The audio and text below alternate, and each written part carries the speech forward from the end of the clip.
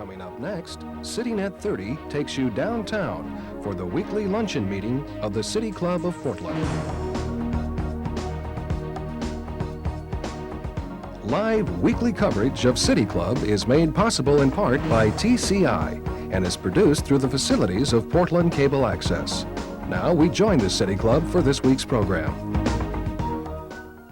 Our member host today, seated at the head table, is Andy Linehan, member of the Board of Governors and Senior Environmental Planner with CH2M Hill. He will ask the first question of the speaker. Following Andy's question, we will open the program to questions from City Club members in the audience. Again, please limit your questions to less than 30 seconds, and it's for club members only. If you have questions you want to ask and don't want to ask them yourselves, we encourage you to fill out forms on the table and put your hand in the air, and someone from the staff will pick them up and bring them up to the head table for it to be asked. Broadcast of City Club programs this quarter is made possible in part by the corporate underwriting from Providence Health Plans, U.S. Bank, Washington Mutual Savings Bank. We're very grateful for their support. Early in the last century, that's the 20th century, talk of consolidating Portland and Multnomah County to permit a more comprehensive approach to planning and zoning were objected to by the likes of Charles McKinley, professor at Reed College, and by the way, former president of City Club, and his objection to the consolidation was that the urban area of Portland was likely to extend beyond the boundaries of Multnomah County into Clackamas and Washington County, and that was in the 20s. From the mid-50s, with the formation of the Metropolitan Planning Commission and the Columbia Region Association of Governments following that, land use planning and transportation planning became more structured in the metropolitan area. It was spurred by an increasing large number of federal grants for planning, for land use, criminal justice, transportation, and planning and construction of wastewater. Ideologically, the Alf Landon philosophy applied: when it's raining soup, get out your bucket. At the time TriMet was created, the legislature also authorized the creation of a metropolitan service district for the Portland area, which, subject to a vote of the people, could plan and provide certain regional services, including TriMet. It received a favorable vote. A subsequent vote to give it any operational revenue was given a sales tax-like defeat. In 1979, the voters approved Metro with the direct election of its governing body of 13 members and an elected executive officer, and in 1992, a Metro charter was approved with 7 board members directly elected and an executive officer elected region-wide. It has broad planning and operational responsibility, not all free of controversy. In fact, Mr. Sizemore, in more of his good government initiative work, is zeroing in on the agency's excise tax. Lucky you, Mike.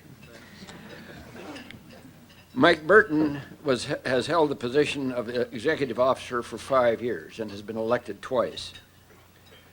He has a long record of public service. He served 5 terms in the Oregon House of Representatives and was presiding officer in Metro in 1979 when the urban growth boundary was adopted. He's had an active career involved in environmental and preservation and enhancement issues. Mike serves on the Governor's Willamette Restoration Task Force, is a member of the President Clinton's Northwest Council on Sustainable Development, and a member of the Transatlantic Council for Clean Air and Transportation. This is Mike's 8th time before City Club. Mike, welcome.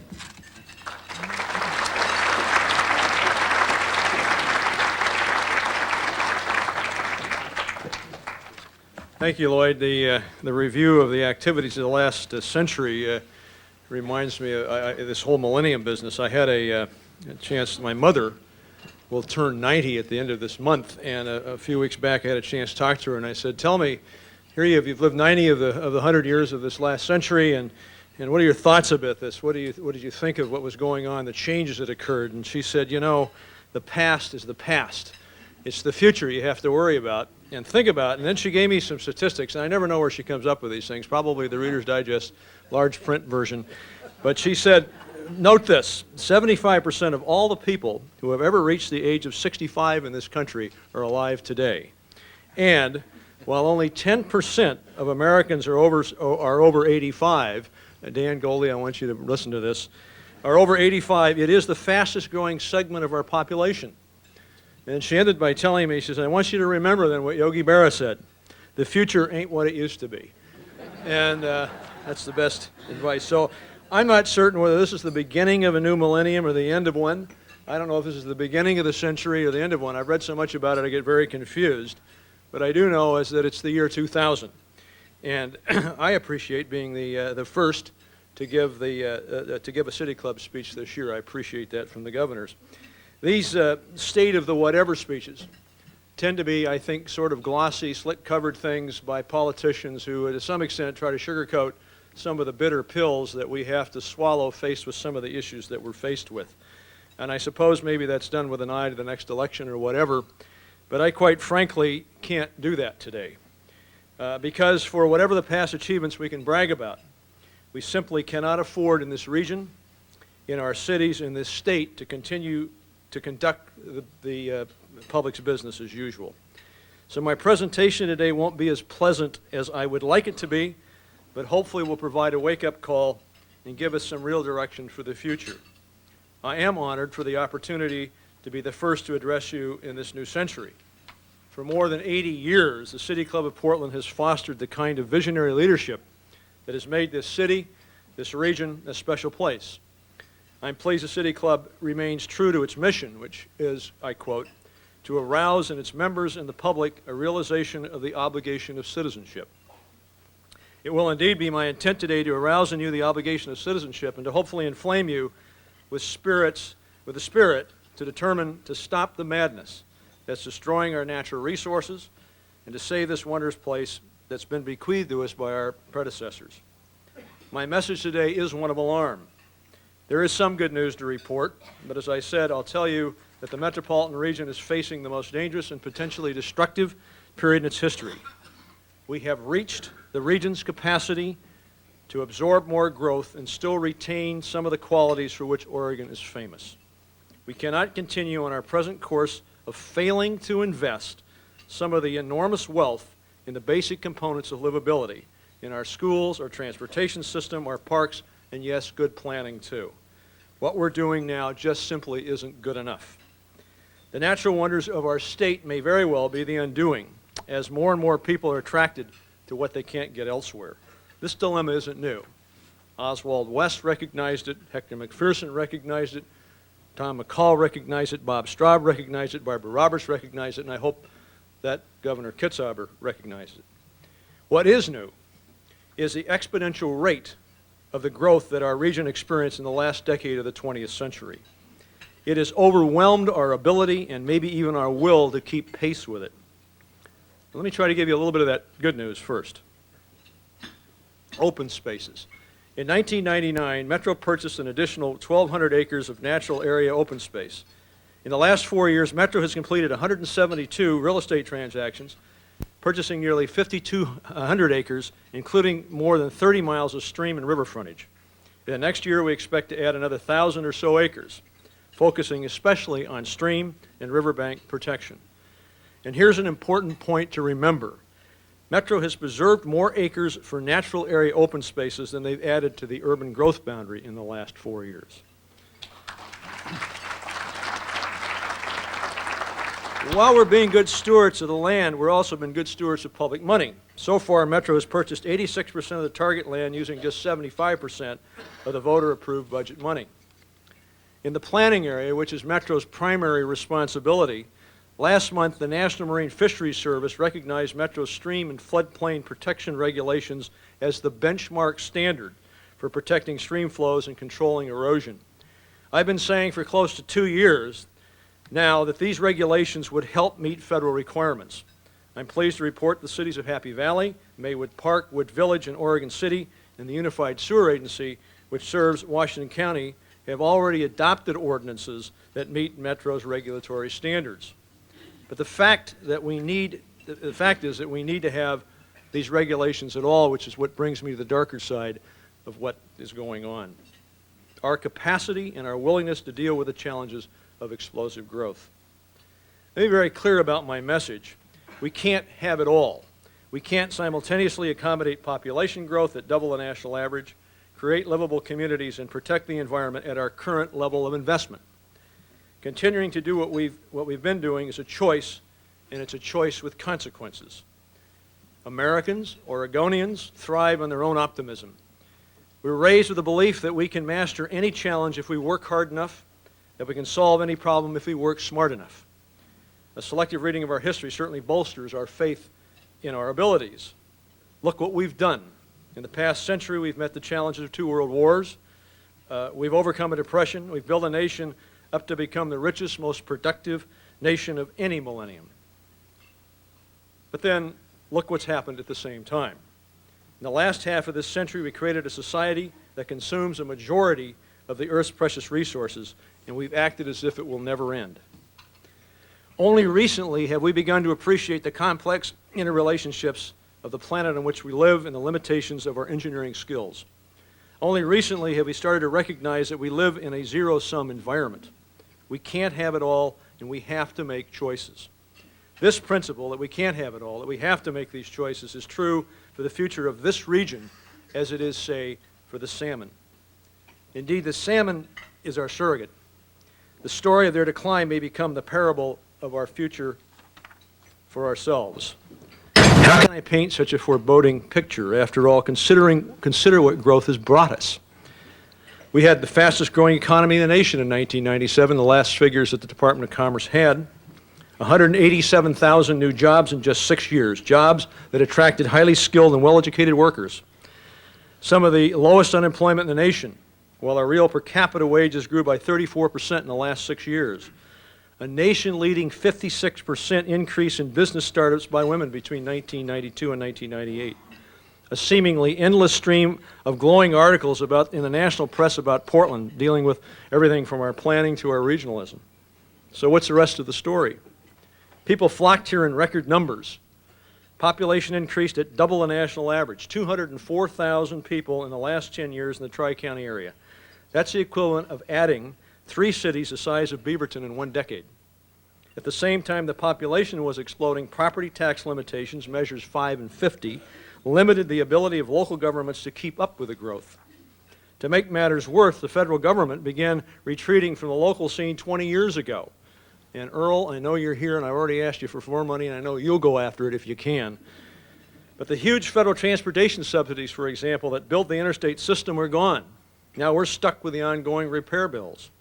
Congestion is getting bad and getting worse, especially the I-5 corridor. It's a nightmare for commuters, and it's choking freight mobility. We continue to drive alone and to increase the miles we travel. Is it any wonder that each of you now spends an average of 52 hours a year, stuck in, maybe sometimes it seems like a week, 52 hours a year stuck in traffic? That's a 37% increase in 5 years. And yet AAA wants to repeal the gas tax increase. And contrary to what Charles Rumna, president of the National Home Builders Association, told developers recently, Oregon does not have millions of years of farmland left, nor do we have more farmland now than we did 5 or 10 years ago. The farmland in the Willamette Valley is the most productive in the state and amongst the most fertile in the world. It is this farmland that profit-minded developers like Ruma want to convert to subdivisions. Instead of giving him a standing ovation, I wish more of our local developers had told him to get his facts straight, and perhaps asked him to go back to Ohio where he could go rafting down the Cuyahoga River. If it isn't on fire this week. But look at the conditions of our own environment. We're not safe, and we can't be too smug about where we're at.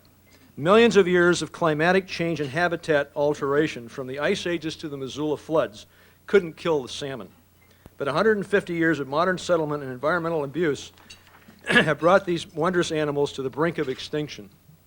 Imagine, if you will, the drowning of Shiloh Falls or the fate of the great upriver Chinook battering themselves to death at the base of the Grand Coulee Dam until they were no more. What in the name of God have we done? More to the point, what are we going to do about it?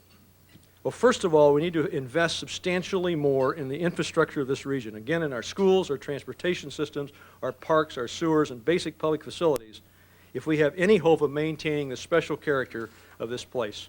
There are no easy answers. We can invest now or we'll pay later. The governor's 21st Century Livability Fund is a start. It'll provide small but desperately needed down payment of about $150 million statewide. I intend to work closely with the governor's staff to direct some of that money to our local partners in the places which have exponential growth. I hope the Metro Council will take advantage of the governor's offer to work with us and to join me in this effort, and I really want to thank the council members who are here. I want to recognize them. Councilor David Bragdon, who was just elected presiding officer. Councilor Ed Washington, the deputy presiding officer, is here. Councilor Bill Atherton is here, and I think I saw Councilor Rod Park is here. Did I miss anybody? I appreciate you all being here today.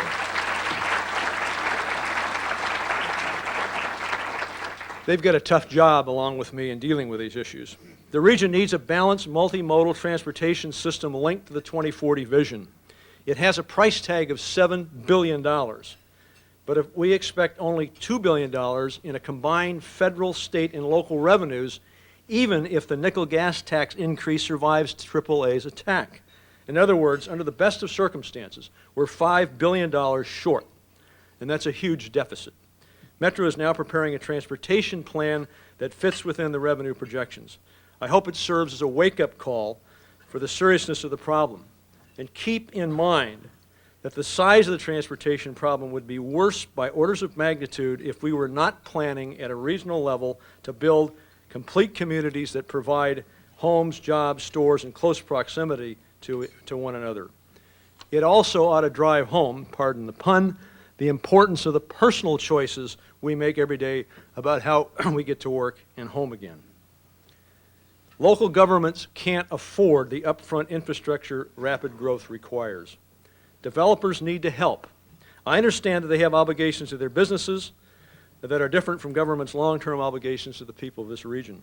But the developers community could certainly help more than they have. I met with their leadership last year and asked them to propose ways to help local governments pay for the infrastructure in the very subdivisions the developers want to build. Instead of helping, they successfully lobbied the legislature to prohibit local real estate transfer tax, to restrict system development charges, and to limit the ability of cities like Wilsonville to slow down growth until infrastructure can be paid for. Their political leadership needs to be part of the problem, part of the solution to the problem, and I would welcome their help. I don't buy the argument that we can't afford the cost of urban infrastructure. The nation just invested $100 billion, with a B, in our information infrastructure to fix the Y2K bug. And by the way, a great deal of that money was your tax dollars. I don't know if you remember voting on it or not. Our urban infrastructure is every bit as important and deserves the same attention. While the need may not appear as immediate, I assure you that the long-term effect of not addressing the other infrastructure needs will be just as devastating as the Y2K bug could have been had that become reality. And we must protect our environment. Our local government partners need to implement Metro's stream and floodplain protection regulations as soon as possible. Most are making noteworthy progress. A few need to move more quickly. Metro's on track to adopt additional regulations this year to protect fish and wildlife habitat. These so-called Goal 5 regulations will be linked as closely as possible to the federal regulations for salmon and steelhead recovery. Local governments and developers have a stake in getting the habitat protection in place as quickly as possible. Only when we know how much more land needs to be set aside for habitat protection will we know how much developable land needs to be added to the urban growth boundary, and in my book, environmental protection comes before urban growth boundary expansion. Metro needs to continue buying critical open space for fish, wildlife, and people. The $135 million voter-approved open space bond program has been successful beyond our wildest dreams. As we finish our work under the existing bond measure, we have started building a vision for a regional system of parks, green spaces, and trails. This vision will provide the basis for plans to provide public access, environmental education, and maintenance for the land we've purchased, and how to acquire additional key properties for the future. But it isn't just planning for what we all have already preserved that's necessary. More to the point, the Metro Council should begin the process of talking to the voters about an operating levy or other financial means to support the next generation of the 2040 planning needs. That is, planning and regulation needed to stabilize our natural resources environment, protect and enhance urban habitat, and prevent the erosion, literally, of our landscape. It doesn't take a genius to figure out that putting development on steep slopes causes contamination of streams any more than it does to figure out that development and shoddy work can cause landslides. It will take dollars to see that we address these matters properly. We don't have these dollars now, and the Metro Council needs to address these needs as soon as possible. We need to look ahead, to think through and adequately plan and enforce regulations that later won't have us scratching our heads wondering, how did that happen? We don't need to do that. Just as we honor our preceding generations for their foresight in preserving Forest Park, the Columbia Gorge, and the ocean shores, so should future generations judge us for our willingness and to preserve and protect the last of the best of our urbanized landscape. These actions will also help us comply fully with the federal regulations to restore wild fish to our rivers and streams. The Endangered Species Act has come downtown to the cities and the suburbs. Make no mistake about it. The proposed regulations place enormous responsibility on the shoulders of local and regional governments, especially in the metro area. I expect and hope that the citizens of the region and the state will hold us fully accountable for our actions or for our inactions. But I've got a concern that I hope is unfounded. On the one hand, the federal government intends appropriately to place a great deal of responsibility for recovery on local and regional governments and on you as urban watershed residents. And while we must accept the responsibility for fouling our own nest, the fact remains that it isn't just the urban areas that pollute. I don't want the sacrifices that you will have to make in this region to be offset by less protective and even destructive actions upstream or downstream from us. Every political jurisdiction, every geographic area, every economic sector must be willing to take effective action. I'm willing to be convinced, but the burden of proof is going to be on those whose actions might put the fish at risk. So whether this is the beginning of the new century or the end of the last, it's a good time to move to action. I truly believe that we're at the crossroads, and the date has nothing to do with it. We need to focus on what is important to us as Oregonians and as people who have lived here in this, the best place on earth, and for the past decades. A failure to act could cost us a great deal. Here's some things we need to do regionally. First, let's develop strategically. For the last 2 years, Metro has tied itself in knots, calculating the amount of land needed to accommodate 20 years of growth.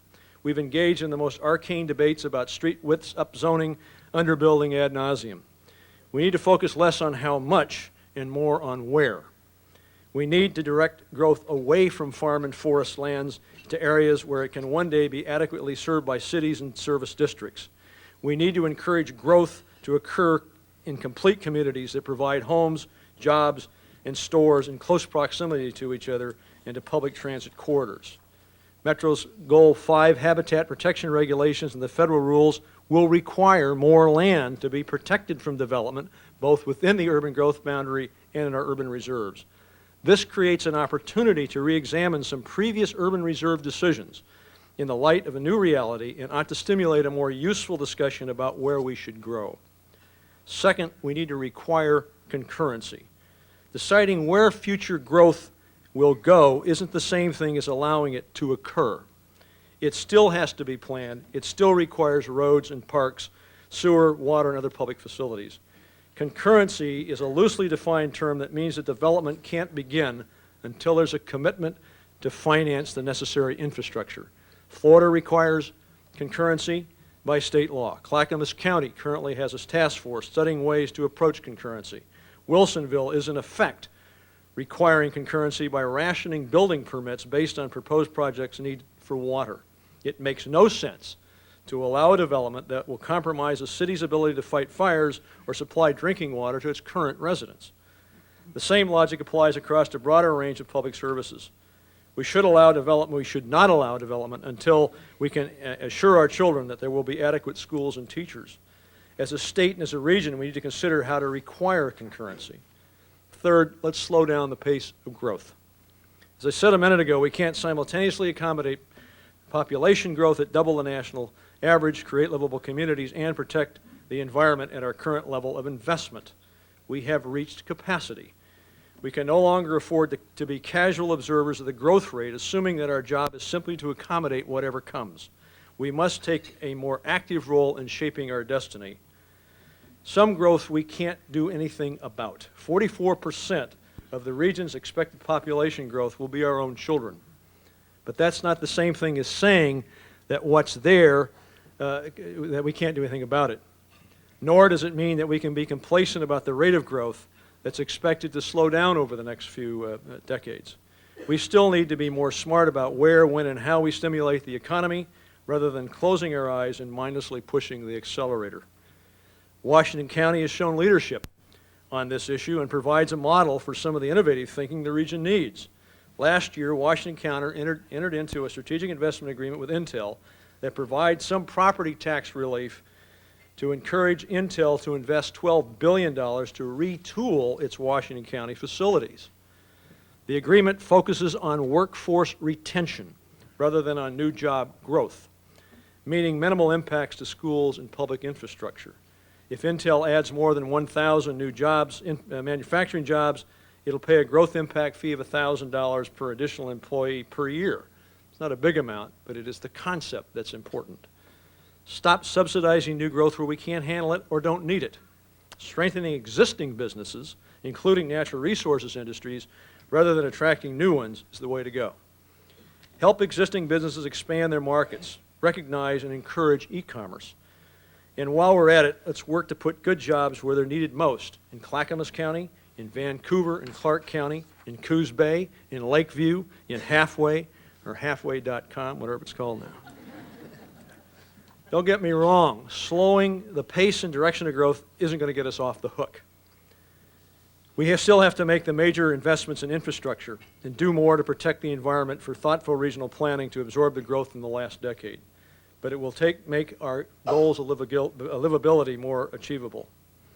A major focus for the 2001 legislative session should be to take action to ensure that new job growth can occur in those areas where the state where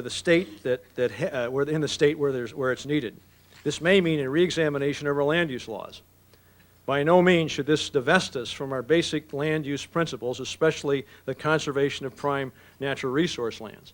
But while there is one Oregon, there are significantly different aspects to it. The coast, the valley, the central and high deserts are all quite different, and development in those areas over the next century will be different from the last. The governor and legislature should open the debate in the interim as a step towards major action in the next session. We can no longer pretend this issue doesn't exist. Fourth, let us recommit to the conservation ethic. This ethic has done so well for us in the past. It saved our beaches, our farmlands, and our forests, but without renewed commitment, those are at risk. Jack McGowan's one of my favorite people, and as the head of Solve, he would like to work himself out of a job. Yet every year there is more and more junk to pick up on the beaches and the streets. What's happened to us about that? We need to reaffirm and get back to where we were about that conservation ethic. And just one more side note. We need to make certain that we defeat the AAA repeal of the legislatively passed gas tax.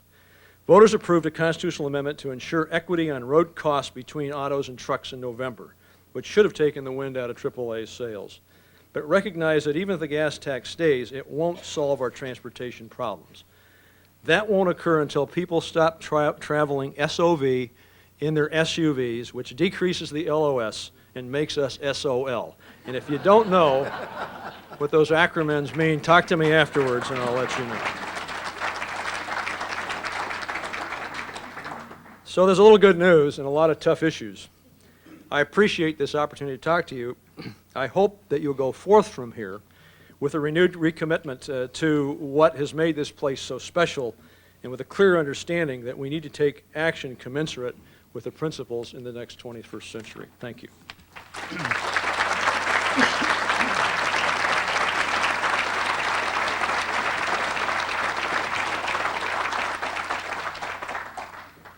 Thanks, Mike. Your focus on the livability of the future is really heartening to me, and I certainly appreciate your theme of additional investment to keep Oregon livable. But I think about Bill Sizemore and his continued series of attacks on Metro, and while certainly that's nothing I can support, Bill Sizemore is tapping into a strong current of discontent with government. The recent controversy over Metro's solid waste excise tax seems to reinforce that issue. What ideas do you have about how Metro can demonstrate serving citizens safer, better, fairer, cheaper?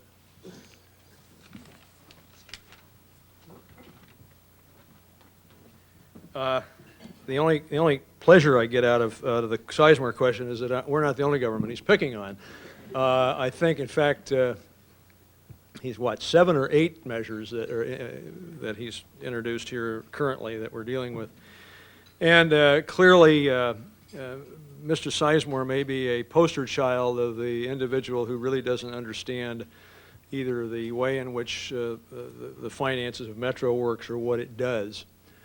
I think Metro doesn't have a tax base. The zoo has a tax base, one of our functions, but the rest of the government doesn't have tax base. And so we operate off of enterprise revenues from excise taxes that we cost across all of our different facilities.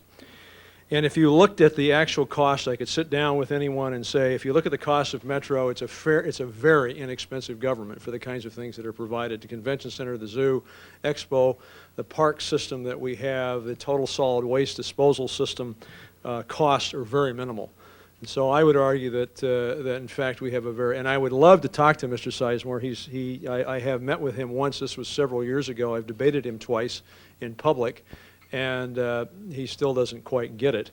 But I would love to sit down with him and show him the real books. So financing is always an issue for all governments. I am just as concerned at our ability of our cities and counties to find the dollars to fund the infrastructure needed as I am for Metro. We need to do the planning part of that. We need to help local governments with that structure. But the Sizemore measures basically would hobble governments, I think, from their ability to even carry out basic services. So it's a problem for all of us. Yes, ma'am. Lily Mandel, member. Do you agree with Metro Councilor Bill Atherton that councilors should abstain from voting on any issue that directly benefits their campaign contributions? This is really an issue of ethical behavior. To be honest with you, yesterday during the swearing-in ceremonies for the new presiding officer, Councilor Atherton raised the question that he was going to introduce this measure. I haven't read it. I read the Oregonian editorial today. I can say this. When I got into office as an executive order, I instituted ethics standards for the staff and asked the council at that time to adopt similar regulations for themselves and for their staff. They did so. Following that, some of the toughest standards I think that we have in this state. We are subject to state regulation as elected officials. And if there is a conflict of interest, they have to state, you should state that before you do vote on anything so that it's on the record. Whether or not that's sufficient, I think generally it is if someone pays attention. But I haven't read Councilor Atherton's proposal specifically. It hasn't been filed yet, so I would hesitate to comment beyond that. Thank you. But clearly we all need to be held accountable for any conflicts that we do have. Erwin Mandel. I'm co-chair of City Club's Public Service and Safety Committee. The issue of farmland and farming on the banks of rivers and contributing to pollution, of course, has been a very controversial one. There is a scheme afoot here in Portland to stable Portland's mounted police unit, the horses, at the Centennial Mills site right directly on the banks of the Willamette. Do you have any comment about this? You know, in New York, the Mounted Horse Patrol wears diapers. I suppose that... The horses or the... The horses And that's not SOL. I would assume that the city and the police bureau, as they contemplate that, would assure that there was sufficient steps taken to make certain that the that the residue of the hay and the alfalfa didn't get into the stream beds. I would hope that's the case, and but I'll have to pass beyond that. I don't think it's hay and alfalfa that concerns me. Mike, here's a two-part written question. How can Metro plan transportation when it doesn't control TriMet? And secondly, 10% of the Tri-County population is outside the Metro boundaries. How can Metro plan adequately? Well, we have a very close working relationship with TriMet, and indeed the Metro is the designated Federal Metropolitan Planning Organization, or MPO. So federal dollars that come into the region have to be coordinated through a body there called JPAC, another one of those acronyms, the Joint Policy Advisory Committee that consists of the local governments, including the counties. And so it's a fairly coordinated effort that goes on there.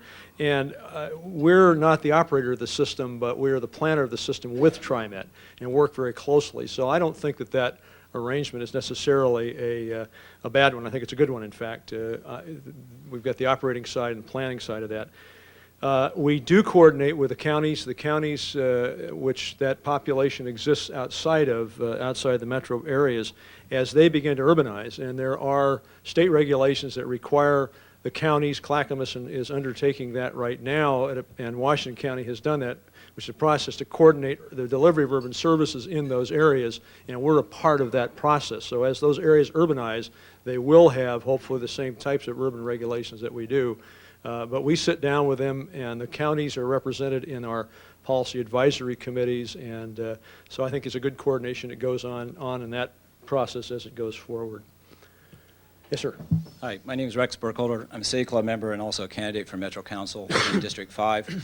And the question I have for you is, I'm a longtime alternative transportation advocate, yet I find myself in the odd position of being sympathetic to AAA's repeal of the gas tax for different reasons. And the reasons is that when we look at the kind of projects that are being approved using the new money that's available under the bonding, and also when you look back at what was approved of the federal dollars, where the money went, a lot of it went to expanding automobile capacity. In fact, under the T21 federal legislation, everything that was legally possible to be spent on highways was spent that way by the Metro process. So I guess the question is, to me, that looks like business as usual, and do we want more money going to that, and what are your proposals for doing business not as usual to change our transportation system?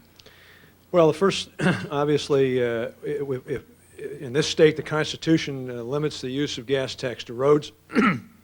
Now, we can't use it for transit. Our transit costs here have been by a vote of the people on either property taxes or other types of levies. So there's a restriction in law from using those monies for anything else. Where we've been able to be creative is where federal dollars have come in and allowed us to use those dollars to offset other costs to do that. And clearly the best way to go is to focus on alternate transit and other types of things. The fact is, what I'm talking about here is a nickel increase in the gas tax will just be to simply won't even maintain the current system. So we're not talking about passing that with the expectation of, by the way, we're now going to go out here and build new freeways all over the place, because it isn't going to do that. Those dollars are simply going to pay for the upkeep of, well, it won't pay for the upkeep even of the current system. So I think we have to recognize that this area, the metropolitan area, if you got up in a helicopter and looked down at this area with the two rivers, the two main rail systems that come in here, I-84 and I-5 intersecting here, the traffic between Canada and Mexico and the interstate areas, this is a transportation area, and it's critical to our continued ability to have both be the service area for Idaho, Montana, and Wyoming. So our road system, our train system, and our river systems are critical to that. And focusing on the entire intermodal system is what we need to do. But I get overwhelmed when I look at the size and the range of those questions by our ability to meet it. And it is just, you know, the entire federal road budget last year was $29 billion for the entire United States. We spent $100 billion fixing the Y2K problem. If we had $100 billion to invest in our transportation system, I would hope that a good portion of that, Congressman Blumenauer, would go to transit and other alternatives, but we also need to make sure our freight keeps moving, our ports work adequately, and our rail freight system works as well. It's an overwhelming issue. Thank you. Mr. Burton, Pat Craven, member. Really appreciated your address, the breadth and depth of it, including the statewide implications. I'm a anti-density guy. It's the two things Oregonians hate, you know, in is the sprawl Portland- and density, so Yeah. you're right there. It's the bane of my life. I don't like building over 405, for example. But anyway, the thing that concerns me, even the City Club report failed to attack the issue of, spreading the industry out around the state, because it's the industry coming into the Portland metropolitan area that's bringing the population bulk. And the City Club totally, not, that I can see, never mentioned the point at all. My question is, to what extent is there a coordinated effort between Metro, mayors, county heads, the state government, really working on a plan to interest industry to come into other areas in Oregon without taking out the farmland and so forth? Well, there are efforts, and I guess I question how coordinated or sometimes how effective it is. The State Department of Economic Development and the governor and others have focused on trying to get what they call rural development. What I fail to see is an urban agenda. 75% of the state's population live in cities. They're not just in the valley. They're also in other parts of the state. The types of jobs that are being created today are not natural resource jobs. That's still a very important industry to protect our farm land in the Willamette Valley, so it won't be replaced. But our ability to have cattle ranches and natural resource types of economy in the rest of the state's also important. But new jobs, for the most part, are going to be in the kinds of manufacturing and high-tech sectors. And they don't necessarily need to be place-specific. If they're manufacturing something, they need to move goods. They do need to be near a road corridor.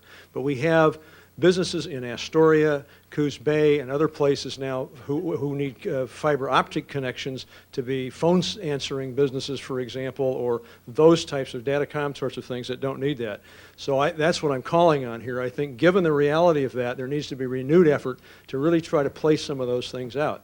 Clark County, across the river over here, where there are 55,000 people a day who use our bridge system to come over here to go to work, is growing exponentially in their residential rates and not at all in the job rates. It's in our interest, I believe, to try to encourage job growth in Clark County, which bothers some of my folks over here, I know that, because ultimately that's going to benefit all of us. If there are job growth over here, we can stabilize our businesses over here, we're going to be much better off. So those are the strategies we need to go to, I would argue. And there are places with unemployment. Lake County, for example, unemployment's 14%.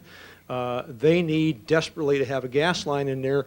There's a material that's mined down there. I can't think of it now, permacilli or something that's used for asbestos-like things. It used to be asbestos. They mine it there. They have to ship it down to California to be cooked in ovens. And by the way, the county had to pay for the train line because there's no road system and there's no gas lines in there to do the heating locally. We need to make that investment so that Lake County can get some of those kind of jobs, and that's important, and that'll help us here. I agree. Thank you very much. Enchanté. Enchanté, Monsieur Burton. Robert Liberty, City Club member. Mike, whether it's the end of the 20th century, the beginning of the 21st, it is a good occasion to think long range. And let's assume that it's 20 or 25 years in the future, safely beyond your political career, perhaps. Thank you. What Don't should count on it, we're all living longer. You know? Yes, that's right. What should Metro be, or its successor be? What function should it have? What should its geographic boundaries be? And will it exist, or should it be replaced by something else? Well, certainly a government that I think that, Metro is, everybody talks about, I think you've introduced me on occasion as a unicorn, as sort of a very unique, one-of-a-kind thing. And Metro is the only directly elected regional government in the country, but there are lots and lots of multi-jurisdictional, multi-purpose governments around the country. This is not the only one by any means. What I think makes Metro different and unique, and which I think gives it its most importance, is the fact that we are charged in our charter from the people to think ahead. In fact, very clearly the charter says, and I don't know if Ron Cease is the one who wrote that line or who it was, but they put into that what makes us, what your primary responsibility at Metro is to plan ahead, is to think ahead. I don't know of any other government who has that as their single most important responsibility. And governments operate every day. Charlie Hales has to sit down and worry about street vacations and dog ordinances and God knows what all he has to do down there, and police and fire and all these are very important things. And they do planning. But there isn't on their plate that the first thing you do is plan for the future, to deal with the urban form, the urban boundary, to deal with natural resources area, to think about that, to try to find a way to guideline that out. That's an edge we have here that no other jurisdiction and no other place in the world that I know of has, certainly not in the United States. And so we ought to focus on that. That's what makes this a livable place. That element of trying to think ahead, trying to figure out where in the heck is the game going rather than where it is right now, that really makes this important. So it will be, if the people continue to understand the importance of that, which they have in the past, that means the government will exist. How big will it be? Where its geographical boundaries be? Well, I'll be perfectly honest with you, given what I just said in my speech and that answer to that last question, I hope not a whole lot bigger than it is right now. I think certainly the boundaries will probably extend out to some extent. We'll have to continue to grow on the edge, but the urban area won't be that much bigger. What I hope is that the rest of the state will begin to develop more regional cooperation among cities, down in the Salem area, down in the Medford area, with those areas down there, Springfield, Eugene, out in Deschutes County and Bend and around there where that growth is going on. They're learning that those cities out there need to cooperate. And you'll probably see more metro-like functions if they're not directly governments like we have. So I think the future is both needed and necessary, and for this government will be around a long time. Merci bien. Merci. Robert and I shared a forum in Quebec. He gave his speech in French. It was the best speech I ever heard him give. I didn't understand a word of it.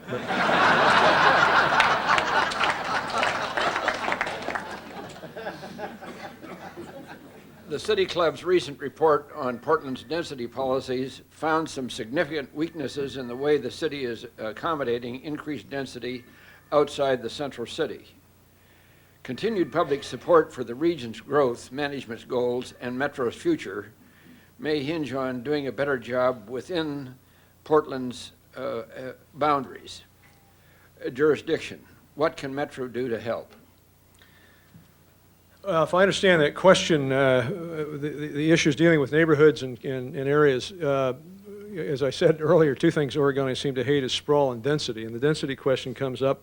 Actually, and we get a lot of flack about density, and I, first of all, don't think that the area is that dense. There are some very dense neighborhoods in Portland, but for the most part, the average lot sizes and distances and things aren't that bad.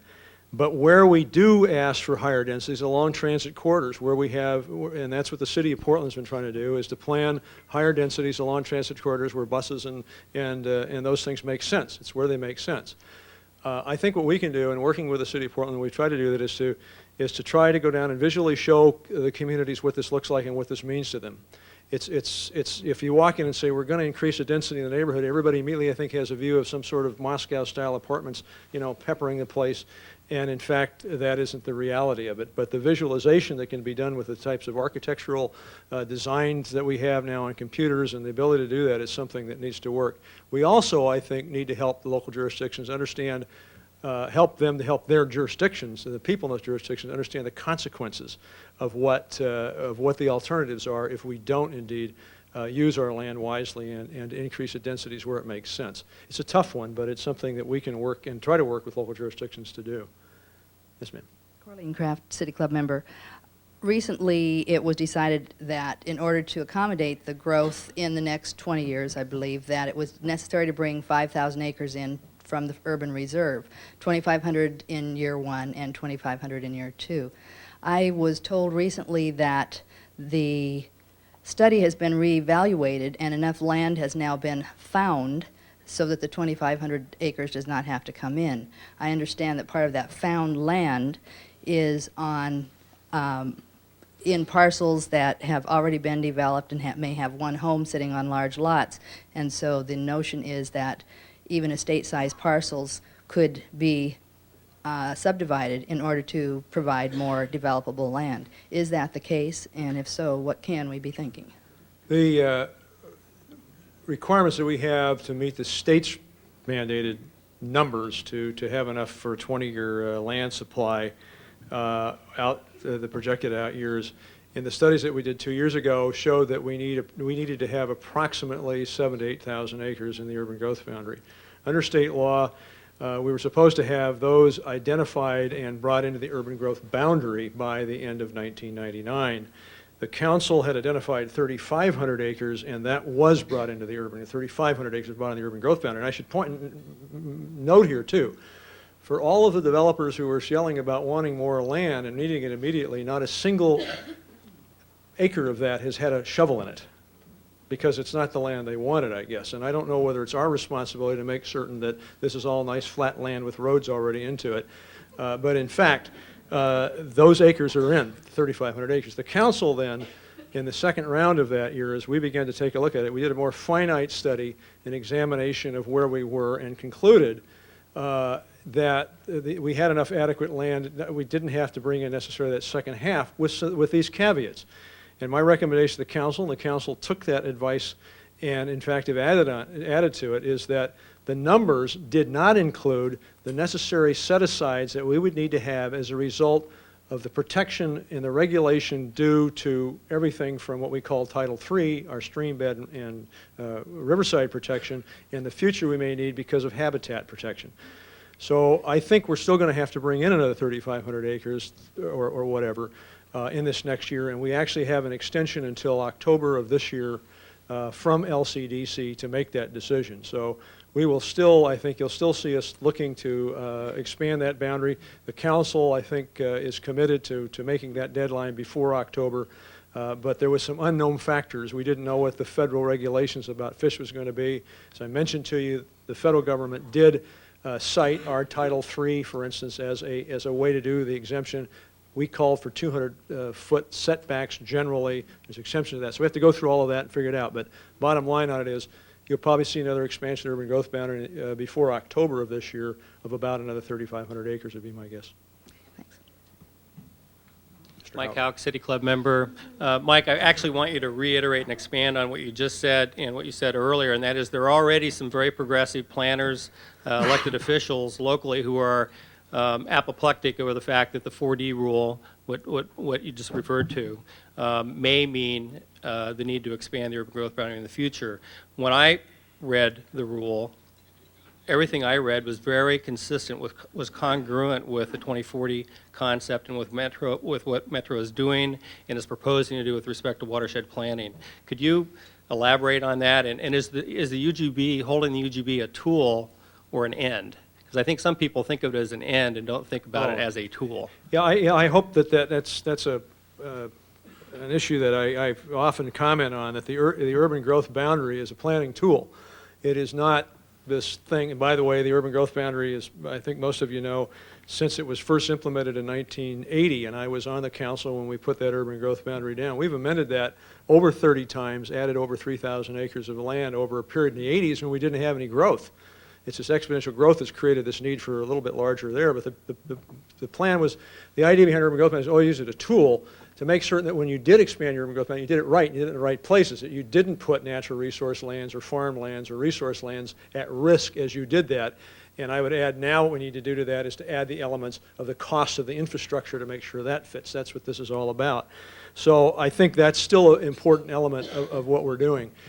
What we have to meet, in addition to our stream bed protection and wetlands protection, floodplain protection, is what we call Goal 5, which is one of the state goals of habitat protection. We're just starting that discussion right now with local jurisdictions. And that is to make certain that in addition to protecting the stream beds, if you would, that we look upland or upslope a little bit to make certain that we are protecting the habitat that supports what might eventually get into the streams.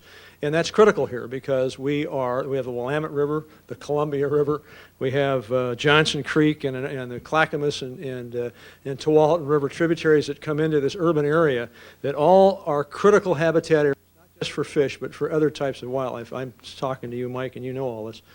But I think everybody should know that. One of the things that makes this region so special is that we do have a wildlife green infrastructure.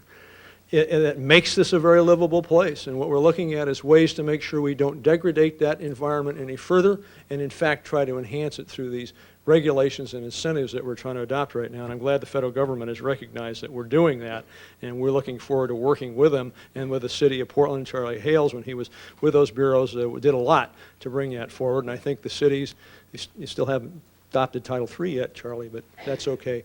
We'll work with you to do that. It's not him that has to do that anyway, but he's one of the votes. So we're moving along to try to get those things done with these jurisdictions, and I'm so far happy about the way it's going. Yes, sir. Gil Johnson, City Club member. I want to compliment you on giving a very good, short speech and allowing more of us to ask questions. I wonder what happened to Ray Polani. Yeah, He's usually the one that gets... I had an answer for him, too. Yeah. My question, a few weeks ago in the Oregonian, there appeared an opinion column by an esteemed architect and urban designer from Florida. His column generally unfavorably compared Portland and the metro area to Miami and Dade County, of all places. And it was ably rebutted by Arnold Kogan, but I would like to have your comments on it. One of the things that I recall from this column was that he thought that the urban growth boundary initially was set too generously and encouraged sprawl out, and resulted in mansions and sprawl and other things. And that, he was always shown the interior part of Portland, the core of the city, almost every time he came, and by the time he was actually able to get out on his own, he saw that the rest of Portland wasn't much different than anywhere else in the country. So in light of that, you might also add on, what's going to happen, what is the next 3,500 acres going to look like when we add that? Is it going to be the same huge housing developments or what? Yeah, well, first of all, I don't necessarily disagree with the gentleman from Florida, particularly in the last aspects of what he talks about, because indeed, we set that urban growth boundary in 1980 with an expectation of growth that what happened was that we had a recession in the 80s and that growth never occurred, and we were pretty desperate for growth and sort of said, come on down and let's do anything we can. And I think we created what would look like poor developments, poorly designed strip malls, this sort of thing all through the urban area. What's happening right now as a result of the urban growth boundary holding it tight is you're seeing those areas redevelop. One of the large malls, the Clackamas Town Center Mall, has about 100 acres, sits on 100 acres. It has 100,000 square feet of retail space and has about 6,800 parking spaces in it. The Lloyd Center has the same amount of retail space, sits on 35 acres, and has actually more parking spaces because they've gone up and down. Well, the owners of the Clackamas Mall recognized this a couple of years ago, came to my office and said, we figured out that our parking lot's only full on the 24th of December at noon, and we think that's a pretty stupid use of land. And if you could bring some transit out here and a light rail or bus systems, we'd like to redevelop that as a more intense multi-use type of facilities, which is what they would like to do. I think more and more people are recognizing that. And you see redevelopment of the Beaverton around, it's got some problems, but you're seeing this in Gresham and Hillsborough and all these other places that are dealing with this that indeed are creating more community-like facilities. That's the same sort of thing we want to do in the first place as we move into those new boundaries. That's part of the message today. It is that costs money. And you need to share those costs equitably. You can't simply go out and say, here's a big piece of land, put up your houses and do whatever you want to, because, by the way, you got to drive off of that property or you've got to get a bus off of that. Where's the connectivity? Which school systems are going to deal with those kids? And those are the things we need to do up front and focus on it even more than we did in the past. So hopefully we'll prevent the 80s type of thing. The other thing I'll finally say about that message out of there is I don't think we ought to compare ourselves or anybody ought to compare anybody with anybody else. The geography, the culture, all these places are all different, and anybody who does that's kind of dumb. But I will say that when you get outside some of our areas, we did have sprawl, and he was right about that. Governor. Can I let the governor? One question. Okay. Yes. Mike, you talked about communities that were connected, where transportation, housing, and jobs were sort of an integral part of a complete full-service neighborhood. And yet, in a number of neighborhoods, in Portland, for instance, we are seeing community stores, service that belongs to those citizens shut down, partly because chains have shut them down. I moved into Westmoreland so I could walk to all the services in the community. The first week I was there, the pharmacy closed. The second month I was there, the dime store closed. You got to shop more, Barbara. That's all I say. I'm trying.